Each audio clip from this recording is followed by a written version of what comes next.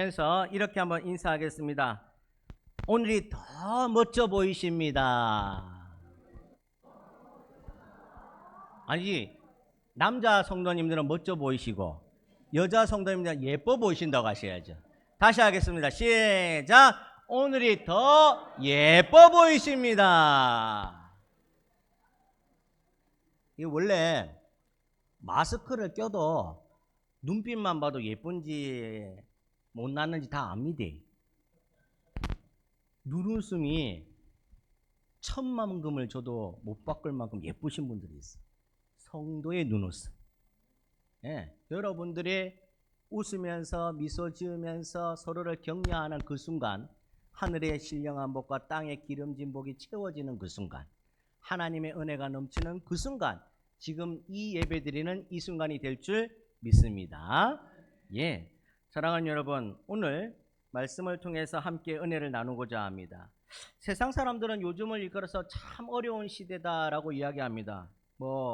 요즘 같은 세상 없다라고 할 정도로 너무 어려운 시대를 우리가 겪고 있다라고 이야기합니다. 그런데 여러분들 가만히 한번 생각해 보시기 바랍니다. 옛날에도 이 말은 똑같이 했습니다. 10년 전에도 똑같이 했고 20년 전에도 똑같이 했고 50년 전에도 똑같이 했고, 예, 여러분들 일제 압제 때는 이런 말 안 했겠습니까? 못 살겠다 죽겠다. 전쟁터에 이런 말 안 했겠습니까? 못 살겠다 죽겠다. IMF 때 이런 말 안 했겠습니까? 못 살겠다 죽겠다. 코로나 때는 안 그랬겠습니까? 이제는 딱 다 죽었네. 오늘날만 못 살고 힘들고 어려운 게 아니라 돌아보니까 과거가 전부 다 힘들고 어려운 시절을 살아가고 있었던 것 같습니다. 쉬운 날이 한 날도 없던 것 같아요. 그런데 여러분들 또 가만히 한번 생각해 보시기 바랍니다. 벚꽃이 피면 우와 예쁘다. 어제 제가 아는 교인들이, 외부 교인들이 남지에, 이곳에 안 사는 분들이 남지에 갔다가 저희 카페에 놀러 오셨던데, 남지에 가니까 꽃이 다 떨어졌대요. 이제 다 떨어졌대요, 이제 거진. 근데 개중에 노란 것 부분 찾아가서 사진을 찍는데 그래도 예쁘더랍니다. 네.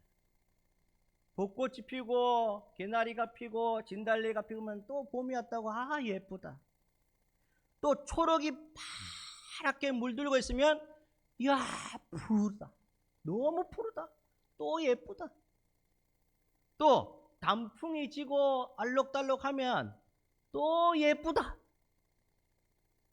산에, 이곳에는 잘 눈이 안 와서 모르는데 예전에 좀 눈이 오면 산에 눈이 안 녹아서 설산이 딱 보이면 또 예쁘다.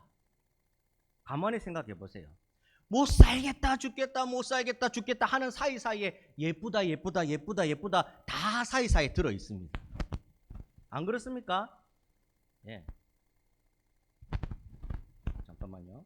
방송 이 소리를 조금 한번 맞춰주면 좋겠다 싶습니다. 사이사이에 못 살겠다 죽겠다 못 살겠다 죽겠다 하는 사이사이에 보면 예쁘고 좋고 다 사이사이 들어있더라는 거예요. 무엇을 나타냅니까? 힘들 때도 있고 좋을 때도 있더라는 겁니다. 항상 힘들고 어렵고 못 살고 이런 게 아니더라는 겁니다. 좋을 때도 있더라는 겁니다. 우리가 여기에서 인생의 지혜를 배우게 됩니다. 세상 사람들은, 안 믿는 사람들은 못 먹고 못 살던 때는 성공에 갈급해 있어요. 출세해야 된다. 성공해야 된다. 이렇게 갈급합니다. 그러다가 풍요롭고 잘 먹고 잘 살던 시대가 되면 괜찮나 싶더니 또 더 출세해야 된다. 더 성공해야 된다. 옆집 머시기보다는 더 성공해야 된다. 앞집 저 할머니 자녀들보다 더 성공해야 된다. 더 성공해야 된다. 항상 경쟁 사회를 살아가는 거예요. 그러면 더 삭막하고 강팍해집니다. 힘들어지죠. 그런데 오늘 성경은 그렇게 한편에서만 생각하고 말하지 않는다라는 것. 성공은 성공대로, 실패는 실패대로 우리가 배울 것이 있더라라는 겁니다. 오늘 본문에 보면 혈기왕성했던 청년에서 실패를 경험하고 낙담과 좌절 속의 세월을 보내면서 아무 희망도 없는 노인의 모세가 나옵니다. 그런데 하나님은 이 희망이 없는 것 같은, 소망이 없는 것 같은 모세를 부르시고 사용하십니다. 모세의 출생을 보면 여러분 신화나 아니면 설화에 나올 법한 그런 일들을 많이 겪은 사람이 바로 모세입니다. 모세가 알을 까고 나오진 않았어요. 그런데 모세를 잘 살펴보면 어떤 삶을 살았는가? 죽을 수밖에 없는 상황에서 살아난 인생입니다. 모세는 노예나 하층민으로 살아갈 아이인데 기적과 같이 왕궁에서 살아갑니다. 모세는 대제국의 왕으로 왕으로 거론될 만큼의 높은 위치에 살아갑니다. 모세가 완전 드라마나 아니면 설화나 이야기에서나 나올 법한 그런 인생을 살았다라는 겁니다. 세상으로 따지면 성공 가도를 달리고 있었다라는 거죠. 부모와 생이별을 안 했어요. 후견인으로부터 완벽한 보호를 받고 살았습니다. 그리고 부모님의 손길에서 사랑받으면서 살았습니다. 세상 사람들이 보면 야, 모세만큼 잘 산 사람이 있나? 완벽한 인생 청소년기, 청년기를 보내고 있었다는 것. 여러분, 예전만큼은 아니지만 요즘도 사람들은 이렇게 말합니다. 잘 되려면 어디로 올라가라고요? 서울 가래. 서울로 다 가. 옛날에는 한양, 지금은 서울. 서울 가서 출세해야 된다고 지금도 이야기합니다. 여러분들 서울에 대치동이라는 동네에 있는데 이 대치동에 동네가 학원으로 빼곡히 들어가 있습니다. 학원. 아이들이 이 사교육 받는 학원으로 빼곡히 들어가 있는데 이 학원들은 줄 서도 못 들어갑니다. 돈을 싸들고 줄 서도 못 들어간대요. 번호표 받고 순번 받아갖고 뽑혀야지 들어가는, 대학교 들어가는 입시의 문보다 더 들어가기 어려운 데가 이 대치동 학원가라고 합니다. 여러분들 서울에 좋은 학교, 명문 학교가 있는 그 마을, 그 동네의 집들은 비싸서 못 가고 집이 없어서 못 간답니다. 가고 싶어도 살고 싶어도 집 한 칸 여유가 없대요. 꽉꽉 들어차 있답니다. 하늘의 별 따기랍니다. 왜 그렇습니까? 출세, 성공의 목을 메고 살아간다는 거예요.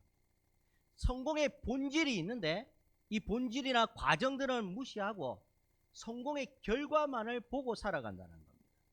성공하면 다 된다라고 살아갑니다. 그런데 여러분들, 성공이 행복은 아닙니다. 맞죠? 성공이 행복은 아니에요. 왜 그렇습니까? 성공이라는 것은 유한하기 때문입니다. 없어질 수 있어요. 지금 잠깐 있다가도 내일 되면 사라지고 1시간 뒤면 없어질 수도 있는 게 성공입니다. 예를 들면 이런 게 있어요. 머리를 단정하게 오늘 깎았습니다. 이발을 했어요. 아, 오늘 막 깔끔하다, 좋다, 기분 좋다. 하루면은 끝납니다. 내일 되면 수염도 자라고 구렛나루도 자라고 머리카락도 자랍니다. 여러분, 신차를 하나 딱 샀어요. 우와, 멋지다. 오늘도 닦고 내일도 닦고 모레도 닦고 묻으면 닦고 신주단지 모시듯이 모시고 살지. 그걸 왜 타고 다니니까 걱정 근심 더 많아요. 근데 한 달이 됐고 집 받고 나면 헌차됩니다. 집을 샀어요.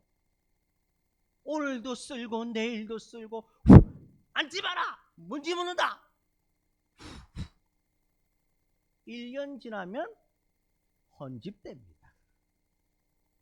사람의 행복이라는 게 성공했다고 해서 이게 평생 영원했으면 좋겠지만 그런 것들이 없더라는 것.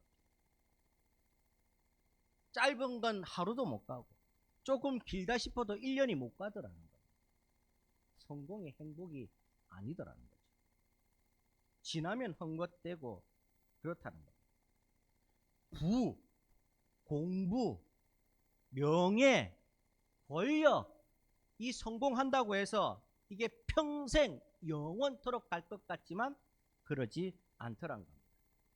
대기업에 다니는 40대, 50대 이 우리 직장인들 있지 않습니까? 40대, 50대 대기업 정도 되면 차장, 부장, 임원급들의 이 반열에 올라갑니다. 연봉이 억대가 넘습니다. 이렇게. 그런데 매번 불안하다 합니다. 이분들이 기업에 대기업에 억대 연봉을 받고 다니면서도 매번 불안. 나는 억대 그냥 1,000만 원만 줘도 좋겠는데 억대 받으면서 무엇이 불안한데? 배가 불러서 그렇다. 배가 불러서. 그렇게 말할 수 있잖아요. 그랬더니 왜 불안한데? 니는 임원이고 중진이고 연봉도 많이 받고 부하 직원도 그렇게 많고 이제 편한데 무엇이 그래? 불안한데. 그랬더니 이렇게 말합니다. 훨씬 자기보다 젊고 훨씬 자기보다 능력 있는 사람들이 매일과 같이 자기 자리를 노리고 올라온답니다. 그래서 오늘 직장 가면 내 자리가 무사할까? 내일은 내 자리가 빠지고 없어지지는 않을까? 모레는 대기 발령 받지 않을까? 다음날 한 달 뒤면 그냥 가주셨으면 좋겠습니다 라고 말하진 않을까? 이러니 매일이 불안하다. 세상의 눈에는 성공한 것 같고 좋아 보이는 것 같은데 눈에 보이는 게 전부가 아니더라는 겁니다. 여러분 모세를 보면 알 수 있어요. 모세의 성공이 아닙니다. 왕가에 산다고 떵떵거리고 산다고 왕의 대접을 받는다고 해서 성공한 게 아니더라는 겁니다. 자 보세요. 모세가 애굽, 이집트 왕의 적자가 아닙니다. 적자가 아닙니다. 자, 모세는 애굽 사람이 아니라 히브리 사람입니다. 모세는 자기가 왕처럼 대접받고 살지만은 따로 왕이 될 적자가 옆에 버젓이 있어요. 이게 뭘 나타냅니까? 하루 한 날 모세도 없어질 수 있다는 거예요. 지금 떵떵거리고 살지만 하루 한 날 모세의 목도 달아날 수 있다는 겁니다. 왕가의 혈투에서 모세가 없어질 수도 있다는 겁니다. 모세가 왕궁으로 어떻게 들어온 이 계기들을 만약에 이 애굽 사람들이 알게 되면 모세는 죽을 위기에 놓일 수밖에 없습니다. 공주가 아무리 후견인으로 떡하니 버티고 지켜주더라도 모세는 파리 목숨입니다. 왕가에 지금 떵떵거리고 살지만은 모세는 파리 목숨. 성공이 전부가 아니고 눈에 보이는 잘 삶이 다 잘 사는 것이 아니더라는 거예요. 이때에 이 성공의 길을 달릴 때에 배움이 있어야 된다. 성경은 장례식에서도 배울 게 있다라고 이야기합니다. 성공을 통해 우리는 무엇을 배워야 되는가? 여러분들, 겸손을 배워야 돼요. 모세가 이 겸손을 배웠으면 살인하는 그 자리까지 안 갈 수도 있었을 겁니다. 모세는 언제 자기가 죄를 범할지, 어떻게 죄들이 다가올지, 어떤 상황이 어떻게 일어날지 몰라요. 예측할 수가 없어요. 사람인지라. 그렇다면 성공하는 그 자리에 있을 때 항상 겸손으로 겸비하고 준비하고 살아가야 됩니다. 주님은 우리에게 성공 때에 이 겸손을 배우라고 말씀하는 겁니다. 제자들은 주님을 통해 성공을 원합니다.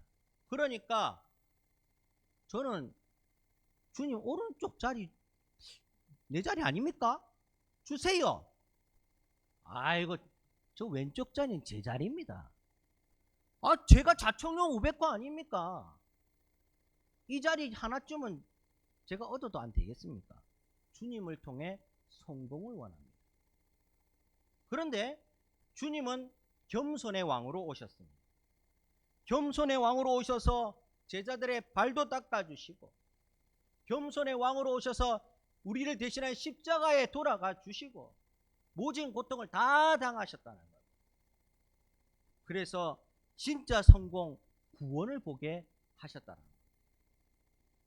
성공 때에 겸손함을 배워야 합니다. 성공 때에 또 무엇을 배워야 됩니까? 나눔을 배워야 됩니다. 나눔을.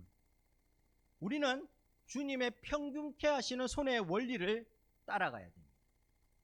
세상의 사회학자들이나 경제학자들은 부의 재분배라고 이야기합니다. 이 부의 재분배를 꼭 사회주의처럼 모든 걸 다 나눠 써야 된다, 이 말이 아닙니다. 주님께서 흘러가도록 하셔야 된다, 이 말씀을 하는 겁니다. 우리가 주님께 받은 소득과 받은 것들을 흘러보내야 된다라는 겁니다. 흐름이 없으면 막히면 썩게 된다라는 것을 말하는 겁니다. 주님께서 주시는 부, 엄청난 자산가가 아니더라도 내가 얻은 소득을 객과 고아와 과부를 위해서 나누고 함께 통용할 줄 알아야 된다라는 겁니다. 성공할 때에, 내가 살아갈 때에 겸손하고 나눔이 있어야 된다는 것을 말씀하고 있습니다.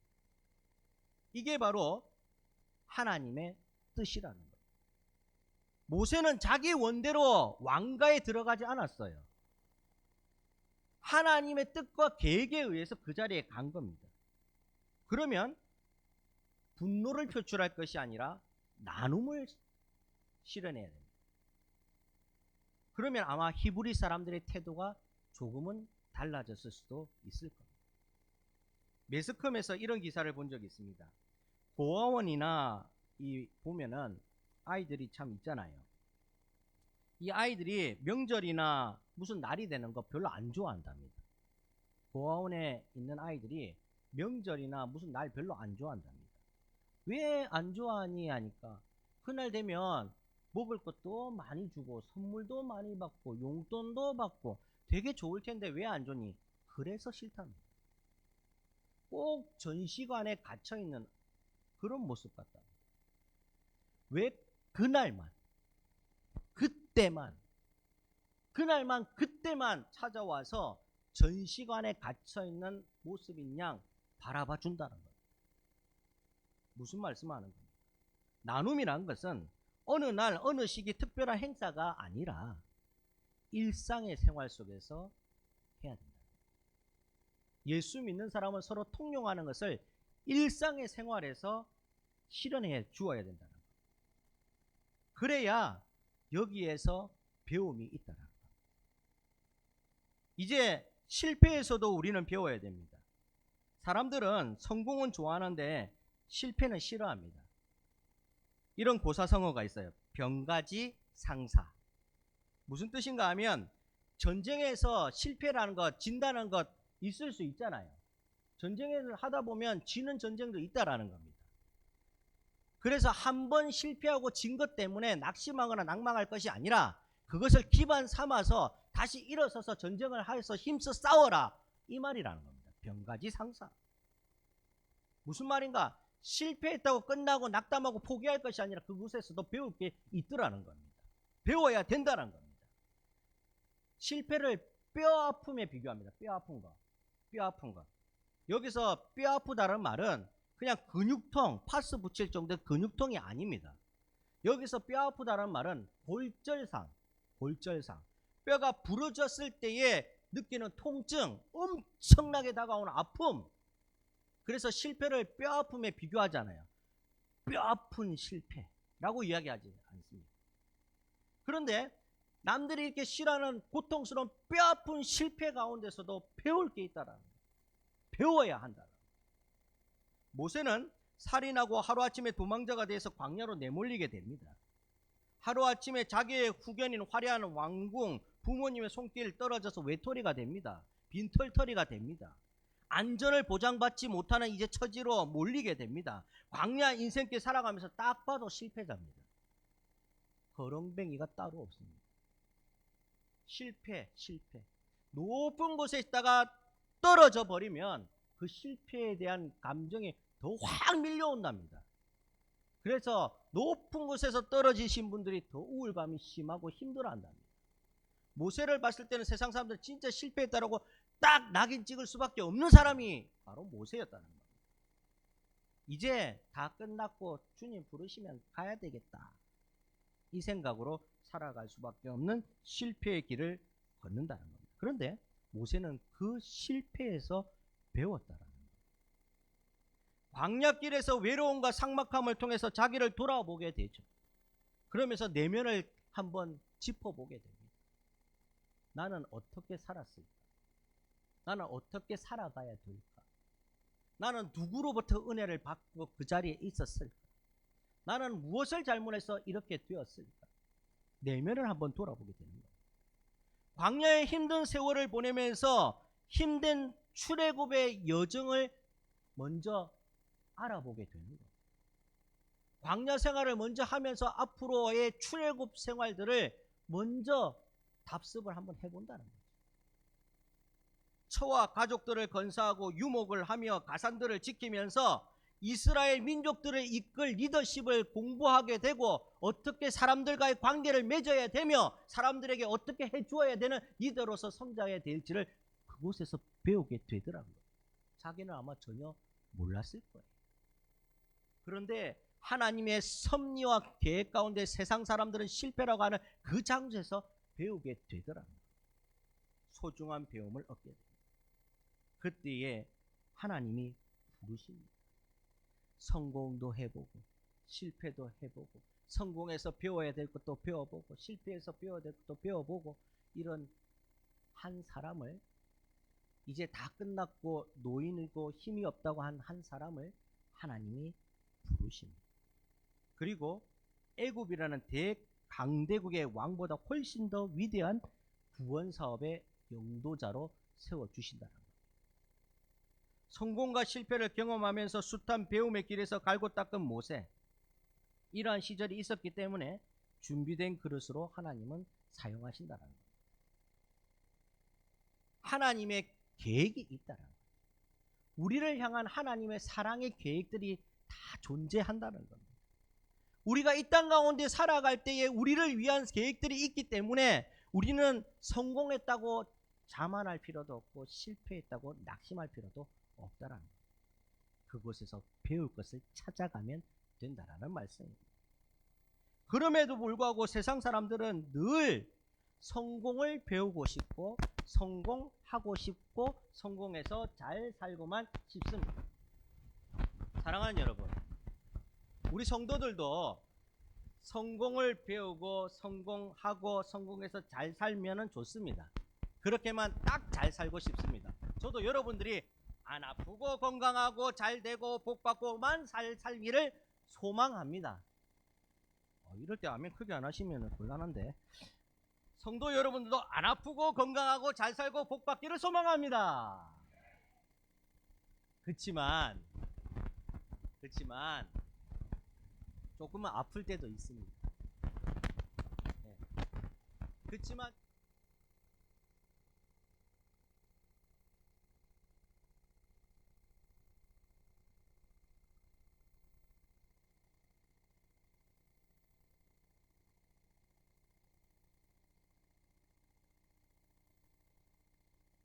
하나님은 성공 가운데 겸손과 나눔의 열매를 통해 더 성공할 수 있도록 만들어 주십니다. 하나님은 실패 가운데서 다시금 일어서서 진정한 최후 승리를 얻을 수 있도록 일어설 수 있는 힘과 용기를 주시고 다시 배울 수 있도록 우리를 격려하시고 축복하시고 일으켜 세워 주십니다.